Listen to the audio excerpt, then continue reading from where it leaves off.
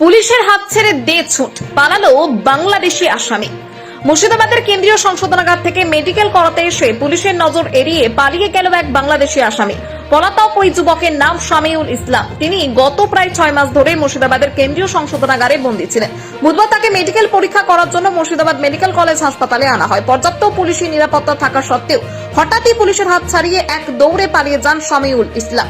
এরপরই আচমকা এই ঘটনায় হতবাক হয়ে পড়েন কর্তব্যরত পুলিশ আধিকারিকরা। ঘটনার পরপরই এলাকা জুড়ে চাঞ্চল্য ছড়ায়। পলাতক আসামির খোঁজে তল্লাশি অভিযান শুরু করেছে পুলিশ। কিভাবে এত কড়া নিরাপত্তার মধ্যেও আসামি পালাতে পারলো তা নিয়ে উঠছে একাধিক প্রশ্ন।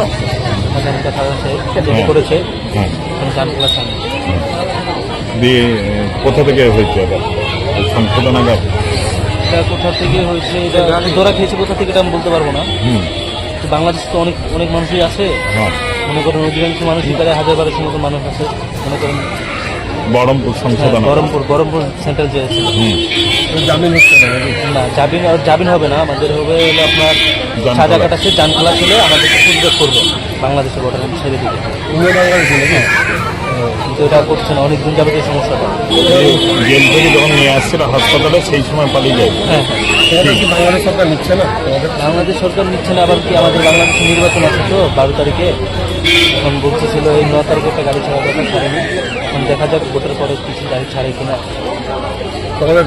মানে সাজা হয়ে গেছে, হ্যাঁ, সাজা এখন বসে আছো? কতদিন আছে ওখানে? এখন ক্ষমা আছে, অনেক লোকই আছে। কেউ 6 মাস হয়ে গেছে সাজা কাটাতে, কেউ 1 বছর হয়ে গেছে, কেউ 1.5 বছর হয়ে গেছে। থাকতে হচ্ছে। হ্যাঁ, তারপরে থাকতে হচ্ছে। তাহলে সরকার এখন নিতে চাইছে না? সরকারে পাঠালে শুনে নিবে, পাঠাচ্ছে না কেউ। কি নাম তোমার? অনেক শেখাচ্ছে। পালিয়ে গেল। কোন দিক দিয়ে পালিয়ে গেল? এই তো এর সামনে গেট নাই, ওই গেটটাতে। তাড়া করেছিল? হ্যাঁ, সিভিক একটা পেছন পেছন দৌড়ছিল। তার না, আর আরেকজন মানে বেসেপ কালারের ড্রেস পরেছিল, ও তার পেছনে দৌড়ছিল। পালিয়ে গেল কি করে? পালিয়ে গেল ওটা দেখিনি আমি, দৌড়ে পালাচ্ছিল তাই দেখলাম। আপনার কি পেশেন্ট আছে নাকি? হ্যাঁ, আমার পেছনে আছে, আমার মেয়ে আছে। আপনি কোথায় ছিলেন?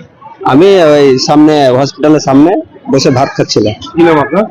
নাসিমউদ্দিন নাসিমউদ্দিন কি শেখ।